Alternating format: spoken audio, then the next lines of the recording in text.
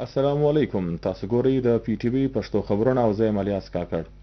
د پاکستان او ملایشیا د ورورګلوي د اړیکو د نورو پیاوړتیا په لړ کې یووالی ترسره شوی دی او تجارت، دفاع او هنرمندانه افرادي واک په عملتیا په بېلابېلو څانګو کې مرستې نورې هم زیاتې کړل شي. د وزیر اعظم شهباز شریف او ملایشین سیال ډاکټر سیري انور ابراهیم تر مابین یو په یو ملاقات وسو. د ډلې په کچه باندې هم خبرې وسوې.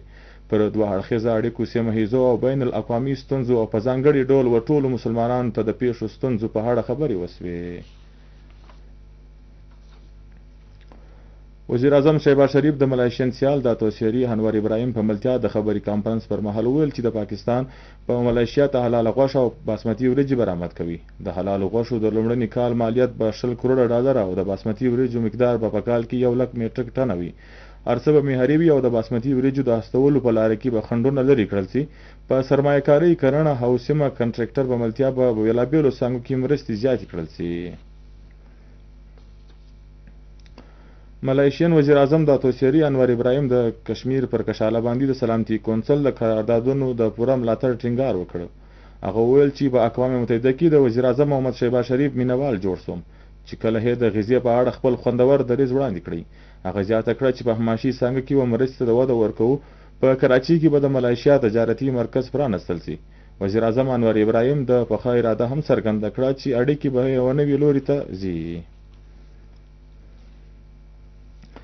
د ملایشیا وزیر اعظم ډاکټر سیري انور ابراهیم له صدر آصف علي زرداری سره ولیدل. په ملاقات کې د تجارت، معیشت، پورټ، ټکنالوژي او په کرنیزه څانګو کې د مرستو د زیاتوالي په اړه د پخې ارادې څرګندونه وسوه. د ملایشیا د وزیر اعظم د پاکستان د دورې له کبله په دوه اړخیزه اړیکې نورې هم پیاوړې شي.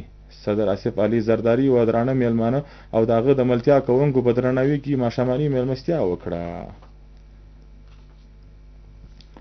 د گورنر بلوچستان جعفر خان مندوخیل سره په کراچۍ کې لګیدل شوي د چین کونسل جنرال ښاغلی یانګ یانګ په کراچۍ کې ولیدل. د لیدو کتو پر مهال کې په سیمه کې سوي په سیاسي او معاشي بدلون، د روغتیا په اسانتیا او د بلوچستان د لوستونکو دپاره سکالرشپ په ملتیا د ګډې دلچسپي په چارو خبرې وکول شوې. په دا مهال گورنر بلوچستان جعفر خان مندوخیل وویل چې چین زموږ ازمویلی دوست دی چې د تاریخ په بېلابېلو برخو کې د پاکستان ملګرتیا کړې ده او د سی پیک رنګه میګا پروژیکټ یو هم لاره ده او ګوادر د سی پیک د تاج ځلانده غمی دی او د سی پیک په بشپړه کېدو پاکستان او په ځانګړي ډول بلوچستان د ټولو محشي هلو ځلو مرکز جوړ شي. ګورنر بلوچستان زیاته کړه چې په بلوچستان کې د سرمایه کارۍ ترلاسه ګټورو موقعو څخه ګټه ترلاسه کولو سخت ضرورت دی او د دواړو هیوادونو نور سباون په ترڅ کې به موږ ته خپل نوي نسل ته جدید تعلیم سره جدید معیار ته هم زده کول وي. دواړو مشرانو په بېلابېلو څانګو کې مرسته په روانه ساتلو اتفاق وکړی. د بلوچستان د پارلیمنت غړو د روغتیا او تعلیم په ملتیا د بېلابېلو څانګو سره هړه لرونکو واکمنو او پوهانو د میرمنو د روغتیا او د روغتیا د حفظان په اسانتیاو کې ښه والی د راوستلو دپاره د وفاق او ثبوت ترمیان د کار په مرسته کې په زیاتوب زور ورکړی دی. د بلوچستان صوبایي وزیر تعلیم محترم رایلا حمید درانی د قومي اسمبلی غړي اختر بیبي، د قومي اسمبلی غړي پولین بلوچ، د صوبایي اسمبلی غړي رحمت بلوچ، عبدالله خان، ډاکټر طاهره کمال بلوچ او د روغتیا او د تعلیم پوهان پکې شامل وو. هغوی وویل چې د میرمنو د حفظن د صحت دپاره په کار شیانو د ټکس لګول یو وفاقي معامله ده، نو ځکه د دې به د وفاقي حکومت څخه خواست دی چې په دغه شیانو په هکله دی په ټکسونو کې اصلاحات راوستل شي، د کوم څخه به یوازې بلوچستان نه بلکې د ټول پاکستان میرمنو او نجونو ته ګټه ورسیږي.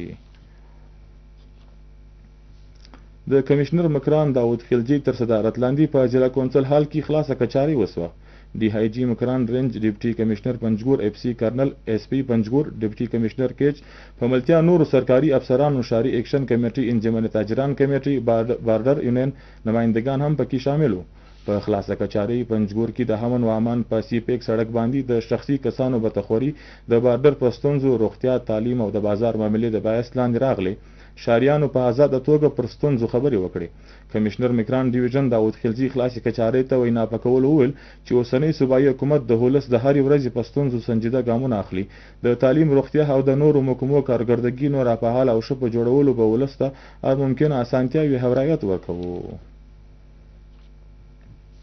پی D M A بلوچستان اف سی بلوچستان د جنگلاتو محکمه د ضلعي انتظامیه او ولس په مرستو د مسخیل ضلعي په تحصیل در کې د ډولي په سیمه کې په ځنګل کې د لګېدلي اور د وژلو پوره هڅې کوي، خو په دې لړ کې د غرنۍ سیمې او لوړو زړو له کبله کارکوونکي له ستونزو سره مخامخ دي.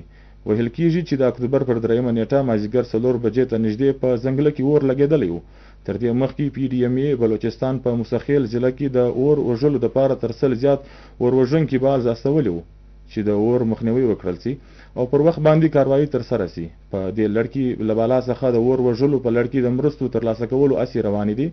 PDMA له اړه لرونکو محکمو سره په تماس کې دي او دا ضروري دی چې اور له خورېدلو څخه وګرځول سي او د نور تاوان مخنیوی وکړل سي. او له دې سره سم د پښتو خبرونه پای ته ورسېدل او مشترک کړي. اجازت د لوی الله په امان.